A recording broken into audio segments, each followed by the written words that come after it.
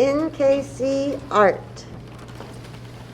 Okay, today we are going to make some graphic art, some abstract art in the style of Kandinsky. First, I'm going to get my charcoal blend and get about a 30 point size, get black, and I'm going to divide my paper up in the way that he does and into a couple different groups. I'm going to do some horizontal lines and some vertical lines, making sure to close them off.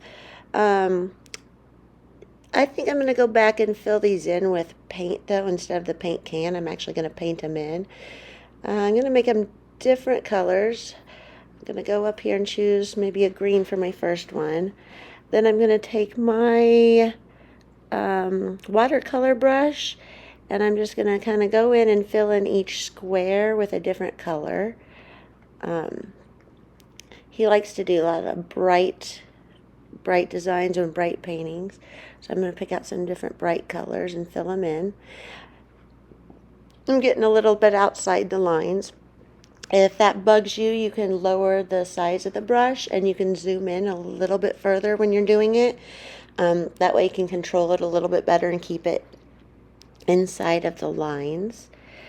You can also do this, fill it in with a paint bucket as well. I just kind of wanted the more watercolor effect in the background of my picture. After I get these filled in, I'm going to want to do my circles. I believe for my circles, I'm going to go back to the original brush I was using. Yeah, this brush isn't going to work. I'm going to use the charcoal blend brush again. And I'm going to lower the opacity, choose a color I want for my circles, zoom in on it so I can get a little bit closer and control my finger a little better when I'm drawing.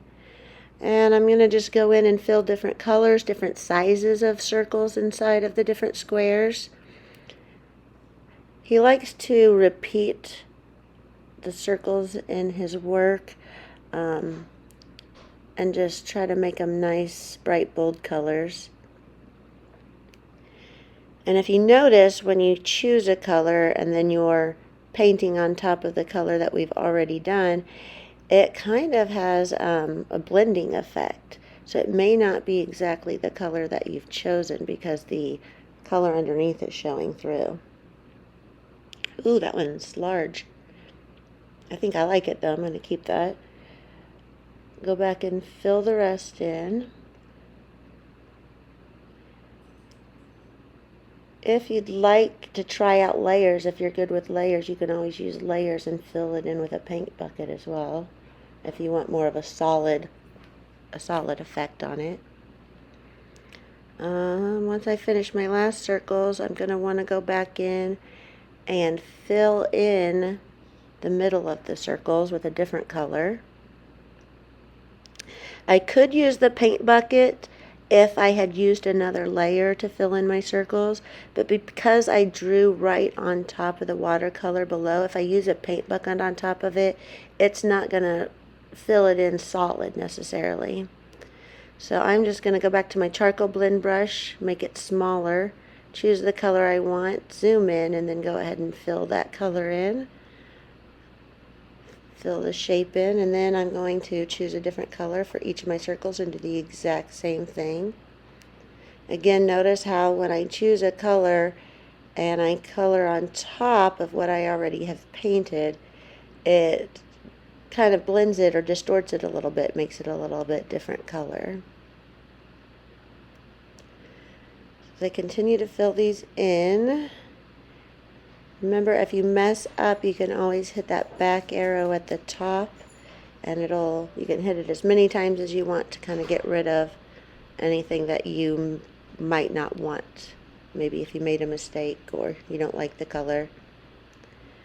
Once I get the insides of my circles filled in, the last thing I'm going to want to do is go back and make an even smaller circle in the very middle of my designs.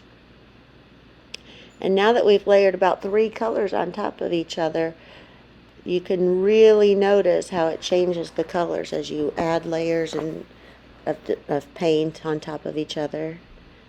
So that one almost turned out bright red.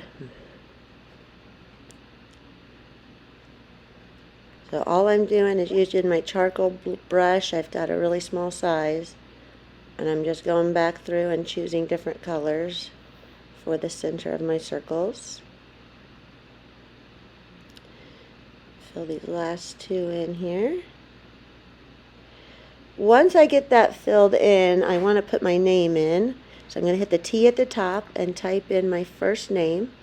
And then if I know my class code, like if I'm in 3rd grade street, I would put 3S. If I was in 4th grade, I would put a 4 in front of it. I'm going to move it on down, size it where I want it before I hit done, because once you hit done, you can't fix it. Then I'm going to go to the 3 lines, gallery, and save my current sketch. When the gallery opens, I go to the 3 lines, I hit share, and save image. That saves it to my photos so that I can submit it to Canvas.